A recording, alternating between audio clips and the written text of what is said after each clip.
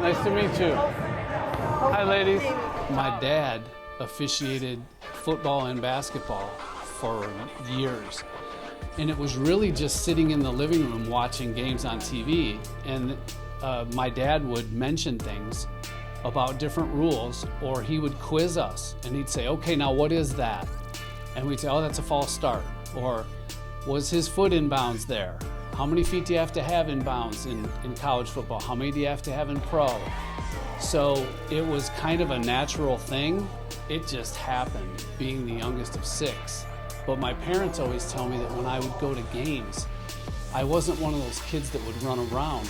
I would sit there and watch the games. Obviously, I don't remember that, but that's what they would say. They're like, of all the kids, we didn't have to worry about you because you would just sit there and watch the game. This way, stay still around the circle. There we go. I was an assistant coach at Baldwin Wallace College, but I was the biggest jerk to officials that you would ever come across.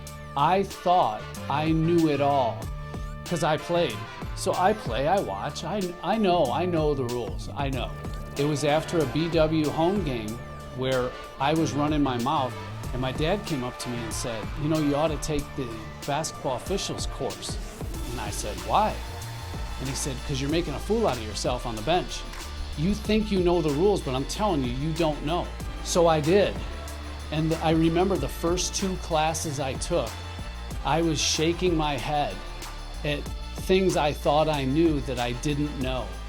And that's why to this day, I think coaches should have to take the officials class, but officials should also have to coach some games, AAU or something like that, so that we can both get an idea of what the other is going through. And I don't think you'd ever hear from a coach again. Don't yell at me too bad when I make the wrong call. Again, as a former athlete, I love their intensity. I love it. I would love to play for an intense coach. But the problem is, we've loosened the reins so much, we're expanding the coach's box, and now they're still out of the coach's box. We are encouraged, hey, don't be quick giving a coach a technical foul, talk to them, and everything like that, and we do. And then it just keeps going more to allowing coaches to do and say almost anything they want, that I would prefer that we start having not zero tolerance. I don't want that. I want coaches to be able to talk to us and even complain a little bit.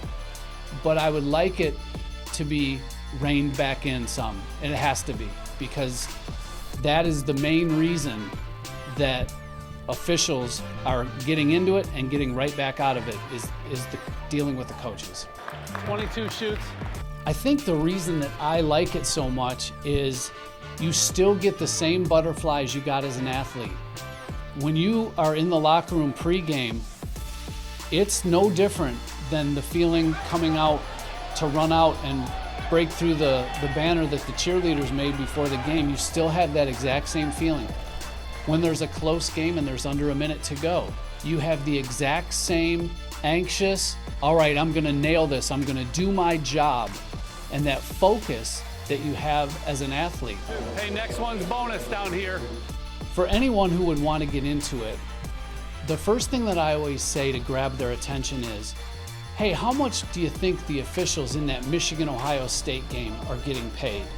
And I said, what if I told you it was $3,000 per official for that one game? That stops them in their tracks. They're like, are you kidding me?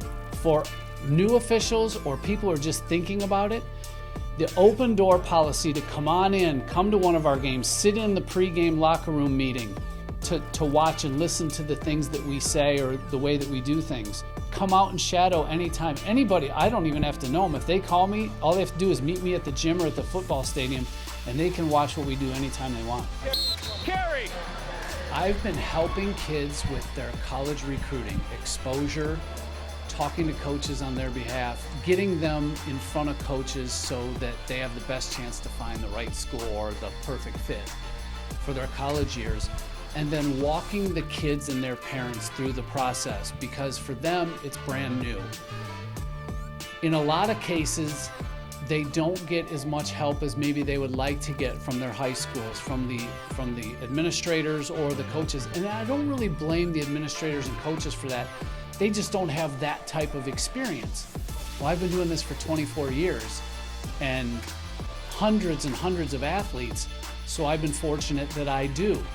And I love it. It's so much fun to see kids go from no exposure at all to signing a national letter of intent. It's so much fun to work with kids like that. Yeah, I do help bigger name kids, Joey Hollifield, Jacob Plants, Jake Hartbarger, who's at Michigan State. Yeah, definitely. But it's the kid that flies under the radar that's really good, really driven, has a great attitude and great character, and then having a chance to help them, man, that is so awesome.